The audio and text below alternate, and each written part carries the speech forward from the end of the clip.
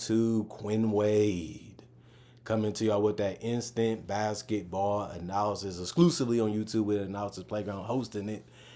All I gotta say is, man, that man Quentin Grimes put a beating on the Golden State Warriors defense, hitting threes, hitting free throws, just literally going out there and carrying this team to a victory. Tyrese Maxey had one of the worst games of this entire season, and he only had 5 points. Paul George did hit some big shots like the mid-rangers and the threes that he was able to get to go down.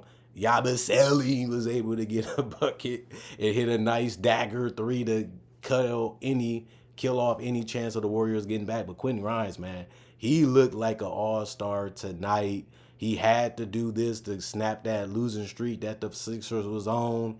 And man, I mean, this guy really put on a show, and it was at home too. And the thing that's funny too is now the series is tied 1-1, and they don't play again for the rest of this season. This was a game that a lot of people felt that the Warriors needed as they keep trying to draw closer to being a top 6 team in the West and avoiding that play-in altogether. But honestly and truthfully, Jimmy Butler, we don't know how long he's going to be out with those back spasms. They said it's day to day. They're going to need him back because their defense is worse, their playmaking is worse, and having another guy that can create his own shot efficiently is off now because they don't have it. But this was a fun game and it ended up being very interesting. I think Steph Curry went a little cold, in my personal opinion, in this game, but he still did make good decisions when he did have the basketball. And I think that they just had some mental breakdown, especially Draymond Green and Santos, in this game when it comes to execution. You can tell they didn't know where to go or what they wanted to do, and they wasn't on the same page as they usually be. But the Philadelphia 76ers won this one 126-119. The Warriors are now 32-28, 15-15 on the road. The Sixers go to 21-38 and 11-20 at home, which is good to see. But the records in the first quarter was 30-30. That was a good start, showing you that the Philly can compete with them. They can stay with them in this game. And the Warriors were showing you that you can't do anything with Steph Curry. That we got a superstar that can carry us and get us to this win if we need it.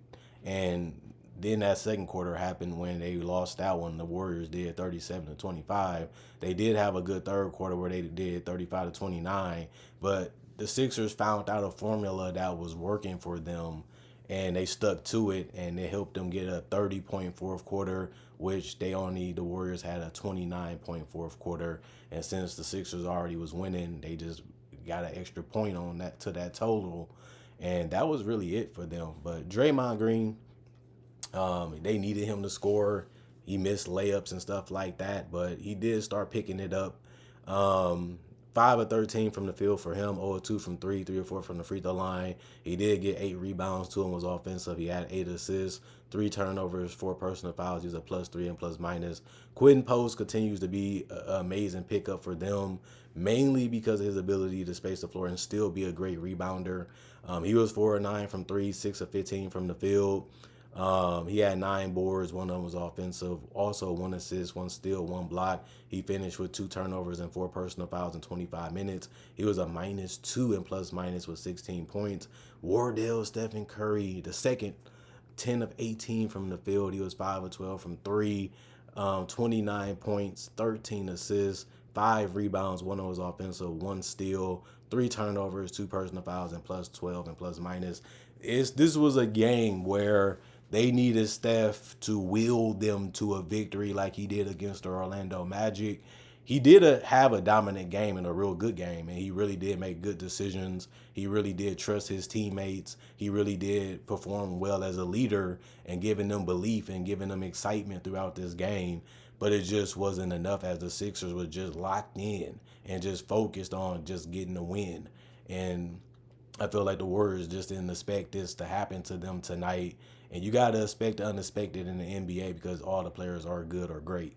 Moses Moody, 3 of 8 from the field, 2 of 4 from 3, 2 of 3 from the free throw line, 2 rebounds, 1 steal, 1 block, 1 personal foul, minus 10 and plus minus 10 points. Brandon Przemski, 2 of 8 from the field, 0 of 3 from the 3-point line, 1 of 1 from the free throw line, 6 rebounds, 2 of them was offensive, 2 assists, 1 block, 2 turnovers, 1 personal foul, minus 16 and plus minus. He didn't do much. They needed him to have a bigger game. He wasn't making shots, so he became a little bit more passive. But when he became passive, he really wasn't leading anybody into buckets, and he only played 25 minutes.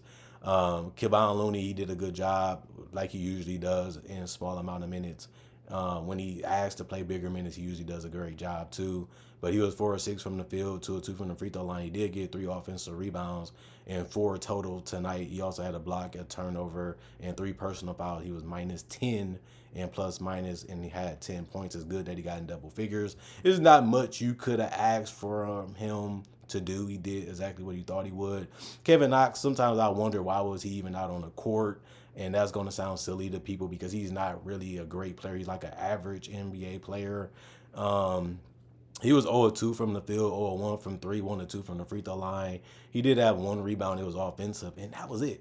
Minus 14 and plus minus and 1 point off the bench. Santos, 17 minutes, 6 of 8 from the field, 1 of 2 from the 3-point line, 1 of 1 from the free throw line, 4 rebounds, 2 of them was offensive, 2 assists, 2 steals, 1 turnover, 2 personal fouls, 14 points, and he did a good job of getting to the rim and also spacing the floor when it was needed and keeping the ball moving and playing good defense. Buddy Hield, like I said, this guy has just fell off a cliff and he had nobody that can rescue him even on his team, and it's just sad seeing him diminish, knowing that they need him. They keep playing him, they keep giving him opportunities, they still giving him belief, but the man just can't shoot right now. 3 of 9 from the field, 0 of 6 from 3, 2 rebounds, all of them was offensive, 3 assists, 1 steal. Then he had 3 turnovers, and he was a plus 3 and plus minus with 6 points. Gary Payton II, I like what he did. He was 7-11 from the field, kept scoring inside the paint, kept finding ways to get open, and he also kept the ball moving and found some guys too because of that. But he was 0-2 from 3 and 1-2 from the free throw line. He had 7 boards. 4 of them was offensive, 5 assists, 1 steal, 2 personal fouls, and a plus 8 and plus minus. Pat Spencer, 0-2 from the field, 0-1 from 3, 1 rebound, and he was a minus 9 and plus minus with no points. The bench left a little bit more to be desired, but some of them did their roles and actually played better than people would have thought that they would have. So I would say the bench was good tonight. The rest of the guys did not play coach's decision, or it was like Jimmy Butler had a different case. He had back spasms, and that was why he didn't play. 46 of 100, 46% from the field, 12 of 42, 28% from 3. That just can't happen when you're basically trailing majority of the game. 15 of 19, 78% from the free throw line, 18 offensive rebounds, 49 total, 33 assists, 7 steals, 4 blocks, 15 turnovers, and 19 personal fouls. And then you have the Philadelphia 76er, Paul George. He actually backed it up and scored. I know he didn't have a crazy dominant game, but defensively he was good. 2 steals, 1 block, and he did more than that. Stay in front of guys, fighting for position, and just forcing them to take tougher shots than they wanted to, or passing up the ball because he ended up cutting off something that stopped them from getting somewhere else on the court. 6 of 13 from the field, 3 of 5 from 3, 2 of 2 from the free throw line. 8 rebounds, 1 was offensive, 2 steals, 1 block, 4 assists, 3 turnovers, 4 personal fouls. He was a plus 14 and plus minus with 17 points. Andre Drummond was complaining a little bit too much for me, but I like the fact that he did come in and get a double-double. 3 of 5 from the field, 0 and 1 from 3, 4 of 6 from the free throw line, 14 rebounds, 5 of them was offensive, 2 assists, 2 turnovers, 4 personal fouls, plus 3 and plus minus 10 points. And then Tyrese Maxey was 2 of 14 from the field, which was absolutely terrible. 0-2 from 3, 1-1 from the free throw line, 3 rebounds, 1 was offensive, 11 assists, 2 steals, 2 turnovers, 1 personal foul, plus 2 and plus minus with 5 points. Kelly Oubre Jr. was 6 of 13 from the field, 3 of 6 from 3, 5 of 7 from the free throw line, 2 rebounds, 1 was offensive, 1 assist, 1 steal, 1 block, 2 turnovers, 2 personal fouls, plus 1 and plus minus 20 points. He scored some good baskets. He was always available, always moving without the basketball, was all over the place, and he played a real good game tonight, and they needed that extra scorer. to go along with Paul George, Yabusele, and Quentin Grimes since Maxey had a bad game. And Grimes carried them, took the most shots on the team, 18 to 24 from the field, 6 of 9 from three, and some of them was pull-ups. Some of them he just took because he was that hot that he felt like even if he created a little separation, he can get it off and knock it down. They didn't fall, but the other one was quality looks, and he was able to knock them down. The thing that was crazy is he shot good from three and from the field, but he was only 2 of 8 from the free throw line, which is funny, but it ended up working out for him. 6 rebounds, 1 offensive, 1 assist, 3 steals, 1 block, 2 turnovers, 3 personal fouls. He was a -5 and plus minus. You can tell that Quentin Grimes was trying to go for 50 tonight, but you can't really blame him when they couldn't guard you. They couldn't hold you throughout the whole night. You got that much confidence in your team, keep feeding you the ball and allowing you to handle and get to wherever you want to get to on the court, and you was able to knock down shots throughout the game. I don't really blame him for not trying to go for 50. 58, 5 of 8 from the field. For Gershon Yabusele, he played 27 minutes, 5 of 7 from three, 3 or 4 from the free throw line, 6 rebounds, 1 was offensive, 5 assists, 2 turnovers, 1 personal foul. He's a +4 and plus minus. Has really been really good for them this entire season. And he just a smart player, and he understands where to be at on the court. And he just a tough cover because he can bang with you in the paint. He can get to the rim. He can get to the free throw line. He can knock down threes. He can knock down pull-up jumpers sometimes. He just been tough for players guarding. Justin Edwards, 2 of 3 from the field, 0 of 1 from 3, 1 rebound, 4 personal fouls, -1 and +/- 4 points. Jeff Dowtin Jr., 2 of 3 from the field, 1 of 1 from 3, 3 assists, +12 and +/- 5 points. And Lonnie Walker made a corner 3, and that was it for him because he was 1 of 2 from the field, 1 of 1 from 3. And he also had 1 turnover, but he only played 6 minutes. He was a +5 and ± with 3 points. The rest of the guys did not play. Coach's decision. 45 of 85, 52% from the field, 19 of 33, 57% from 3, 17 of 28, 60% from the free throw line, 10 offensive rebounds, 40 total, 27 assists, 8 steals, 3 blocks, 14 turnovers, and 19 personal fouls. You gotta love that they play with heart. You gotta love that they did whatever they could to just play together.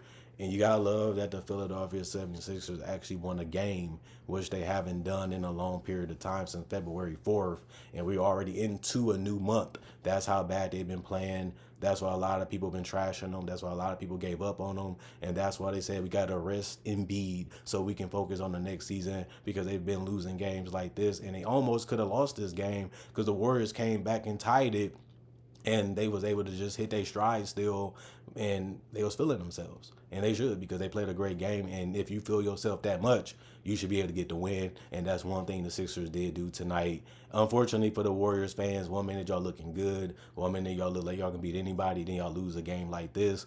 And I mean, that's why Jimmy Butler, I mean, we just need you to be on the court, because this team is not as deep as you think it is, and they gave up 3 players to get Jimmy Butler, and they was all quality, for this team. And I know that some guys like Schroeder and them wasn't having the best season, but he also didn't play with them that long. And adding in a guy that's already out when y'all in critical time of winning, y'all just gotta I don't even know what the team got to do. Like, you can't just keep giving it to Steph and hoping he's going to carry you to the promised land each and every night. Y'all got to do y'all parts too, and y'all got to continue to be accountable for that. Like, Steph can't be the only guy reason why y'all win every time y'all play a game. Like, that's the purpose of being teammates.